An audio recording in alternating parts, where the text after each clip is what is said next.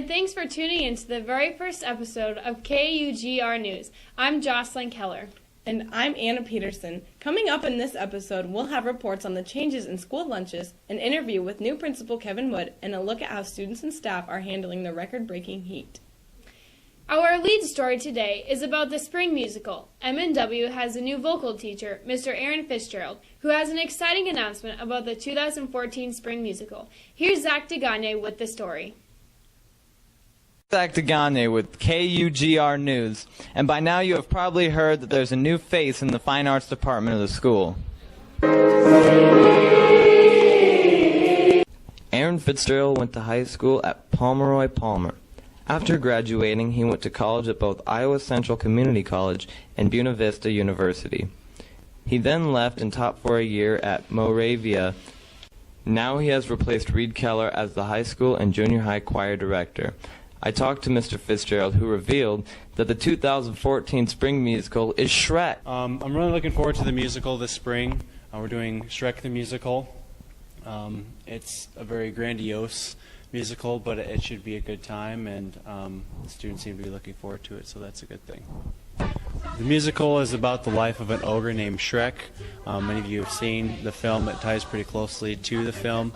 It goes through his life. He goes on a quest to save a Princess Fiona, and he has his annoying donkey with him. And so they go through this adventure, and they go rescue the princess, and they come back and find out that Fiona has a curse, and at night she turns into an ogre.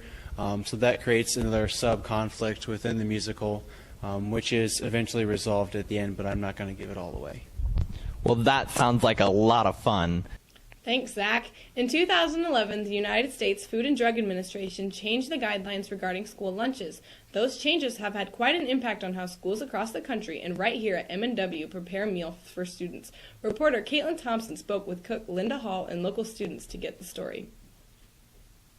This is Caitlin Thompson in the lunchroom with KUGR. 2 years ago, major changes happened to the lunch program. Some people thought the changes were made locally by the cooks, but actually the changes were a result of the federal legislation. When I talked to the cooks, they said there have been many changes over the past 2 years. They have had to adjust tremendously. The biggest changes have been cooking with whole grains, serving more colored vegetables, and serving food with fewer calories. Cooking with whole grains have changed the way the cooks prepare and serve the food. Linda Anderson, the head cook, would like to try to bring all of the students' favorite foods back, especially everyone's favorite desserts. We will have to continue to adjust until federal law changes. I think the meals taste pretty well overall, and they're good. How about you? I'd have to agree with Michelle. They generally taste pretty good, but there's some days in there where, I don't know, it's not. It just doesn't satisfy. Yeah. How do you feel about the portion sizes? A lot of kids in our school, like athletes, they need a lot more to carry over for sport activities after, so it's not enough food. Like our guys, they're always hungry and complaining, and in order to stay focused in school, they have to have energy, and if they don't have energy with lunch food, then they're just going to be off task and not be able to focus. Thanks, Caitlin. If there's one story we can't ignore this year, it's the heat. How hot is it? Sophomore Adam Sipker found out. Hello, I'm Adam Sipker from KUGR News, reporting about the heat at MNW School.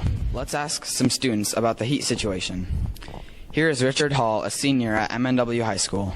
What do you think about how hot it is here and about football and sports overall? I think it's hot. It's really hot. It's ridiculous. They should have, before getting us back into school, they should have gotten this air conditioning situation figured out. For the sports-wise, if it's too hot to be in school, I think it's too hot to have sports. That's just my opinion. Health situation, I'm not going to go out there and practice in full pads and die of a heat stroke. So, What do you think is the hottest part of the school? everywhere. Probably the old edition, not including the library or Madame's room, but the old room. Do you think we should get out early or possibly not even have school at all? Yes, I do.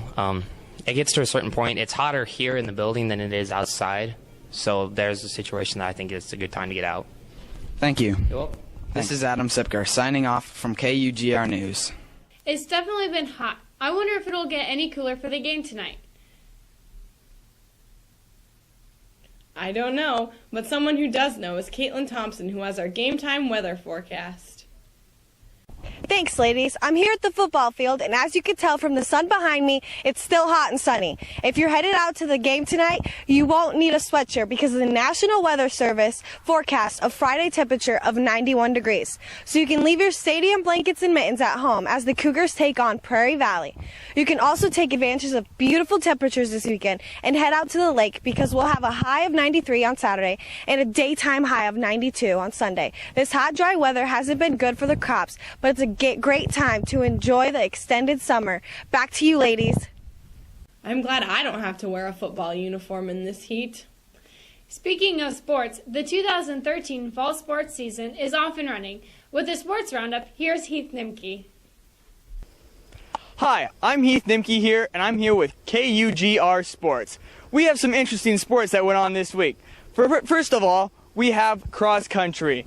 Cross country did very well. Notable finishes was Jack finished 13 in the guys meet, and Caitlin Thompson finished 24. The Manson volleyball team has opened up their season. The first win was over Southeast Webster Grand.